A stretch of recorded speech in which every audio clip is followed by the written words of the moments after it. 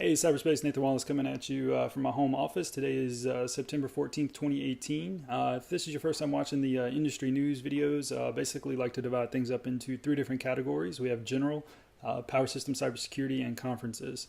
So really to kind of get things started, as far as hurricanes, the power grid, power systems, there's the big one as far as Florence off the Carolinas right now.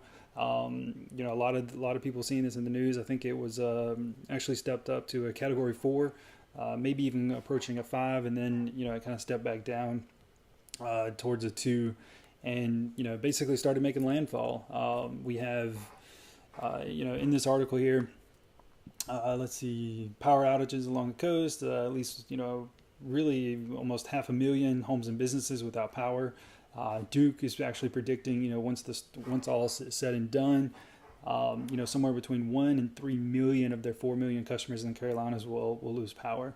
And I include this on the right. Definitely 100% agree with this statement. Not all heroes wear capes. It is amazing watching these utilities, who honestly, a lot of these utilities take a lot of, I guess, for the lack of a better word, crap from different organizations, lobbying groups, even as far as having a reliable grid, and these linemen do an amazing job, right, as far as the restoration efforts, putting their own lives, these men and women, right, putting their own lives in danger to restore power. So definitely, shout out to those, all the emergency responders, right. And of course, thoughts go out to all those impacted from these types of events, as always. So there are a couple other storms out there. I think there's 3 active systems in the Atlantic right now, but we'll definitely, in the interest of time, I'll save those for next week as they start getting closer. The other thing I wanted to mention, just a quick funny. I saw this. This is, Tony, I guess this guy named Tony Scar shared this. So dramatic, dude from the Weather Channel bracing for his life as 2 dudes just stroll on by. I don't know, right? Is this kind of feed into our urge to try to sensationalize everything, right? Just to increase ratings.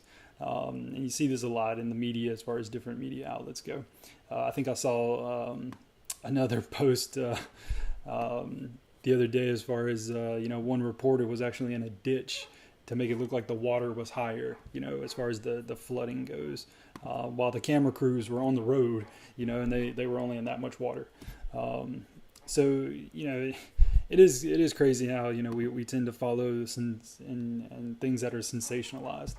But anyways, continuing, let's see, new California law order study. So this was a law that was passed basically looking at, in California, basically looking at actually emergency preparedness, electric utilities focused on electromagnetic pulse attacks and geomagnetic storms. So this is, let's see, Senate Bill number 1076, and I think it was just approved.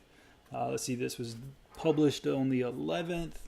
I don't want to spend too much time on this, just in the you make sure we don't fill up. I think last time I did this, it was like 30 or 40 minutes. But let's see, part of the SHIELD Act, talk about it. It's definitely something to come look at. I mean, yeah, they mentioned coronal mass ejections, the CMEs. Let's see, I even talk about, I guess here in the introduction, cybersecurity. Not sure what this has to do with cybersecurity, but maybe we can come back and look at this. Just wanted to share it, saw it, wanted to provide a link. And this is basically a bill, right, that's looking at specifically the impact from electromagnetic pulse attacks and geomagnetic storm events. So there's some people outside the industry who think this is all hokum. But it is interesting when you look at the people investigating this type of stuff, and it ranges, right? They're the expertise, the people who are discussing both electromagnetic and geomagnetic. It ranges, right, from physicists to threat intel people, as far as the intelligence community, not specifically related to cyber.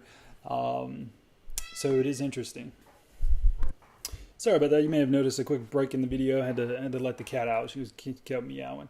But let's see, keep on cruising. This next article, Living in the Dark. So this is by someone who, Dr. Amin, who's someone I actually, view as an industry expert, in the field as far as power industry, power systems engineering.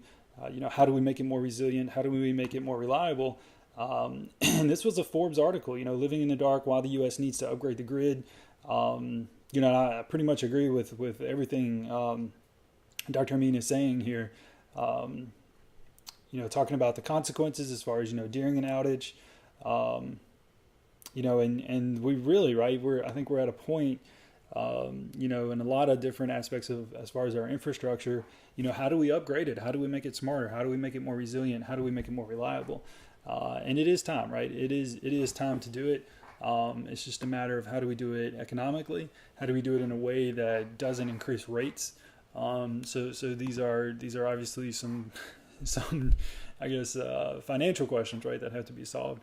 But there are some utilities that are kind of shifting their business model, right, to bring on new renewables. I think I mentioned last time one utility, for low income customers would basically kind of lease their roof for solar. So a whole shift as far as the business model goes.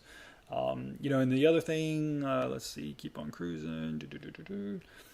So FERC is actually in the process of launching FERC and NERC in the process of launching an inquiry investigation into an event that happened January of this year. So it was a cold weather event. A lot of people running their AC, right? So a lot of reactive power kind of going, or AC, air conditioner, so heaters.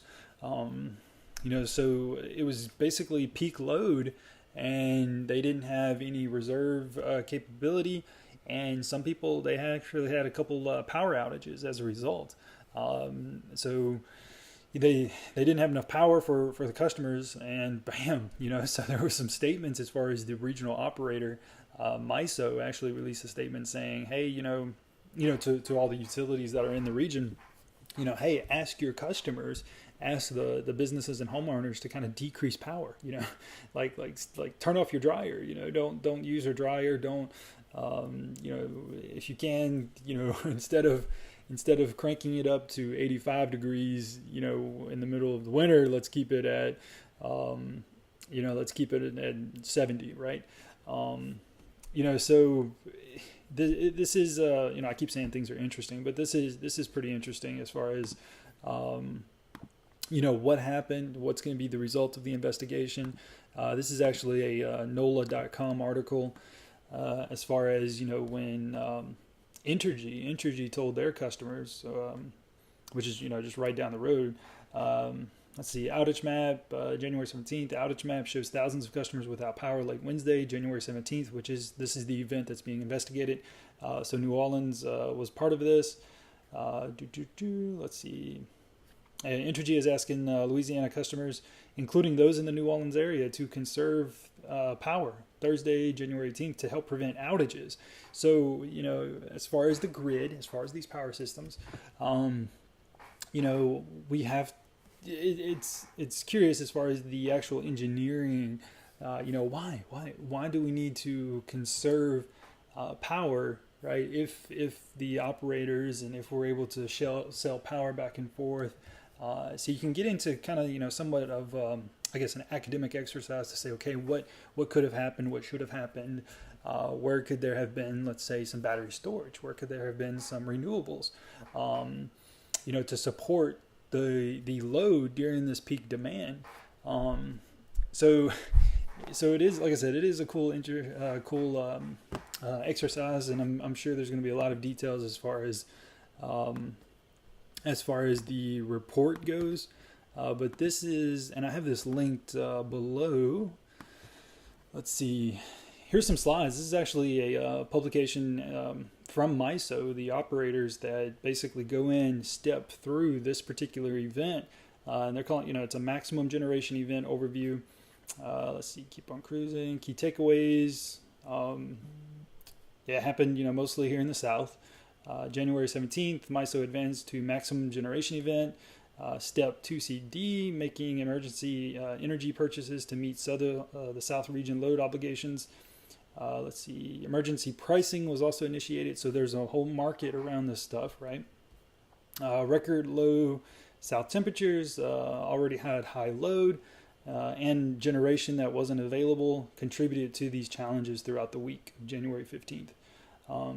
So just talking about it, here's some of the market information, the peak load, the actual temperature here in the south. Let's see, keep on cruising. Right, so this is stuff I kind of nerd out over as far as the details here. But look at this. I mean, you can see where these two lines crossed, as far as load and capacity. Let's see, force generation outages. In addition to delayed outage returns, further stress the system condition. Let's see, most of the force outages occurred overnight, so January 16th and into the morning on January 17th. And then some load management was implemented. So, like I said, I'm sure there's going to be more details as far as the results of the investigation, but or inquiry. I guess investigation may be too strong of a word, but the inquiry. Let's see. Keep on going. And this is another thing. It's not really specific to the power grid, but I guess it is, still in essence, because there are some utilities that own both, as far as the company goes, they own both electric utility assets, as well as gas utility assets. And then this was basically, right, it's been in the news a lot, happened Thursday. So this was, I think there was some overpressurization in the lines, and it's really, really sad event. This is infrastructure that basically failed by some means. Something failed, something happened. And definitely thoughts and prayers go out to all those impacted. I think a gentleman actually lost his life as a result of this. So like I said, thoughts go out to everyone, his family. But I kind of mentioned this, and I'm gonna kind of discuss this in the side rant after this. But it does, kind of bring up some questions. Of course, the emergency management, how that's being handled. Right, there's a lot of good people, I'm sure, on the ground. State troopers were involved. I think the FBI was involved as well, or still is involved. I think it's still an active scene. Even here Friday late evening. But I just wanted to bring this to their attention, or to your attention. It really kind of steps through, and I think sheds light as far as the infrastructure. Some of the infrastructure issues that we have. Let's see. Power system cybersecurity. So yeah, kind of switching gears here. There was a vendor, Schneider Electric. I think they accidentally sent some malicious USB drives to their customers. So it was contaminated, quote unquote. Flash drives were contaminated during the manufacturing process. Schneider Electric was warning customers that USB drives shipped with some of the firm's products were potentially infected. So specifically, it looks like it was some battery storage stuff, right? So battery storage monitoring products, part of Schneider Electric's solar power range, were contaminated during manufacturing process, according to the security advisory. And I actually have that linked in my website as well, and you can check it out. But this is it. So this actually goes back to, and this was released, August 24th. But this goes into more details as far as, what happened. Basically, when Schneider purchased the USBs, put their software on it, it turned out it already had malicious software on it. And then when that was shipped out, bam, it brought it. But the good note is, it appeared to be some kind of stock malware, nothing too crazy. So a lot of antivirus software applications, AV applications should pick it up. But it does bring up, part of the supply chain issue, or concern rather. And, in these environments, industrial control system environments, a lot of the computers, they're not up to date. It is challenging to keep these systems and computers up to date. So if this flash drive was plugged into, let's say, an outdated operating system, or even a machine that doesn't have an antivirus software application installed on it, what could happen? And one other thing I wanted to mention on this, and actually I did a video on the car ride to to work this week, and a colleague brought this up. He kind of posed the question, can a malicious flash drive still infect a fully patched machine? And absolutely it can. You can, even if the Windows operating system, everything is up to date, you insert that little USB guy who has the malware, malicious software on it. If the Windows operating system has auto run feature turned on, it's going to automatically run. It's automatically going to execute that malicious software, even if the machine is fully patched. Let's see, thoughts for the article. Let's see, keep on cruising. So electric power grid security, it's time. This was an article published in Electric Light and Power. So this is basically an online news article magazine. Electric power grid security, it's time. And then I put in parentheses over here, time for what? So addressing cyber physical risk requires visibility. Of course, we've been talking about power grid cybersecurity for a while now. We've had in the industry regulations for about 10, 15 years now. Some were voluntary and now they're required.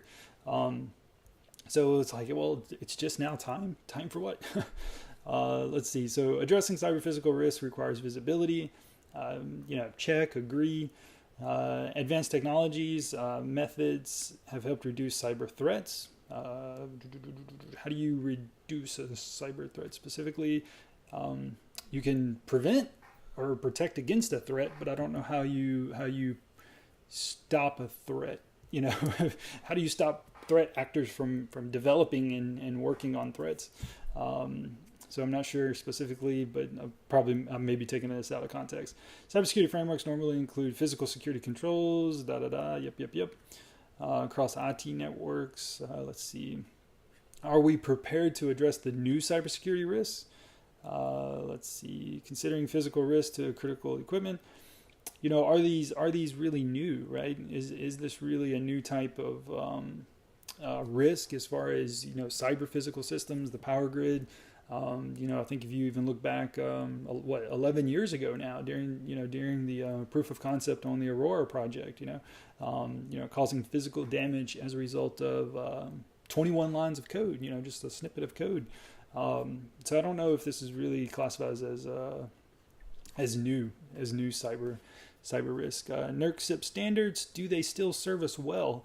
And I think they serve the bulk electric system well. They do not serve the distribution because it's out of scope, but there is a benefit as far as some utilities that have assets at the transmission level and at the distribution level and at the generation as well, is that the same regulations that are required for transmission, they're actually implementing those for distribution and generation.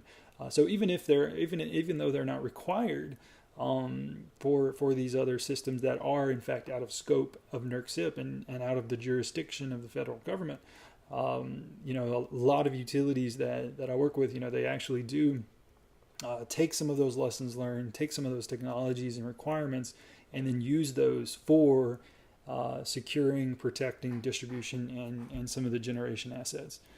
So that's cool. That's cool. Multi-year plan for the energy sector cybersecurity, U.S. Department of Energy. Yes, this is the government, right? They're publishing documents, multi-year plan, but these plans do nothing if we don't have engineering solutions, if we don't have a method on how to implement this stuff, practically, right? How do you practically implement some of this? How do you what's the implementation to the actual systems, to the grid? There's of course a lot of policy, a lot of procedures, a lot of partnerships that people talk about that need to happen. But if you really want to talk about resiliency, you have to examine the grid edge, the physical technology, the physical vulnerabilities, the cyber vulnerabilities, and securing those systems at the grid edge. Assessment of large power transformer risk mitigation strategies. So I think this is actually getting into some stuff that's even out of cybersecurity. I've yet to see anything, at least in the public domain anyway, with regards to destruction of a transformer as a result of cyber. So I think this is kind of outside of the scope as far as what the title, kind of referenced. Strategic Transformer Reserve, same thing. This kind of just goes back into, keeping some of this equipment on reserve, on hand, in case there is just a general grid event. You could even say a geomagnetic event that causes transformers the cores to overheat and be destroyed. Let's see. Parting thoughts, planning to mitigate tomorrow's cyber risks. We consider Conversely, physical security planning. I mean, it was a good article. I think overall it's a good article. It does kind of lay it out. So it is a good read. It is a good read. I'm not going to say it's not. Let's see. Keep on cruising. Industry workforce. Let's see. There's a lot of stuff as far as what's coming out. I'm going to basically, we kind of talk about this as far as, industry workforce goes, control system experts, power engineers, versus cybersecurity experts or IT folks or InfoSec folks. And there was a good article, actually. I think there was a gentleman, automation engineer from Schweitzer, who wrote a really good article on basically things that a power system engineer needs to know now. And it was looking at some of the cyber stuff. It was looking at, network administration, how do you secure, a relay? How do you implement this stuff at the design level? The power system engineer now has to know that stuff. Whenever they go and design, whenever we go in and do settings on the relays or remote terminal units, these are things we have to know, and it doesn't pay well. You actually decrease efficiency when you try to bring in, let's say, someone from, the IT back office in and, let's say, try to secure a power plant, try to secure a substation, or, how do you implement that on a drawing?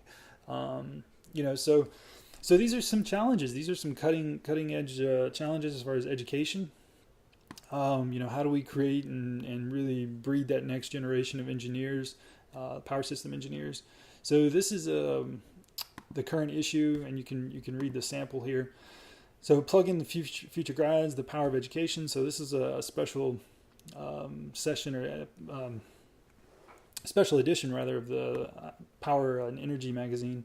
And here it talks about, you can go here and download the sample, and it's actually talking about, in the era of smart grids, energy sustainability and increasing environmental constraints, many opportunities are for emerging future engineers. Absolutely agree. So the article kind of talks about, this need to focus on resiliency, to focus on reliability, and how we need to now marry those concepts with computers. And discuss the computing applications of monitoring and controlling all this, and how do we integrate, how do we engineer it to where overall it's resilient and reliable. And this is really where it's important. Whenever you come in and secure these systems, you have to be aware of the context. You have to be aware of the application, the power system application, in order to attempt to protect and secure it. So that's just my own thoughts. A lot of good work. A lot of universities are kind of creating these interdisciplinary degree programs while still being focused on power systems, so that's pretty cool.